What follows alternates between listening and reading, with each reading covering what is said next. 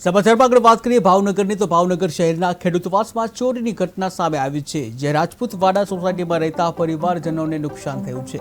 પરિવારજનો રામાપીર બાપાના દર્શને ગયા હતા, ત્યારે અજાણ્યા તસ્કરો મકાનમાં ઘૂસી ચોરીને અંજામ આપી અને નાસી છૂટ્યા હતા।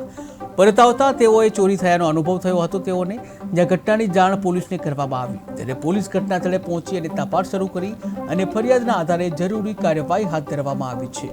ખેડૂતવાસ સૂર્યાવાળા ચોકની પાછળ ડાયાભાઈની દુકાનવાળો ખાંચો રાજપૂત સોસાયટી કહેવાય અને મારા ઘરે બપોરે 12:30 થી 4ના વચગાળામાં ચોરી થયેલી છે। હવે ચોરી કોણ કરી ગયું કે એવો ખ્યાલ નથી, પણ ઘરમાંથી રાસ બધું ઉઈ ગયું છે।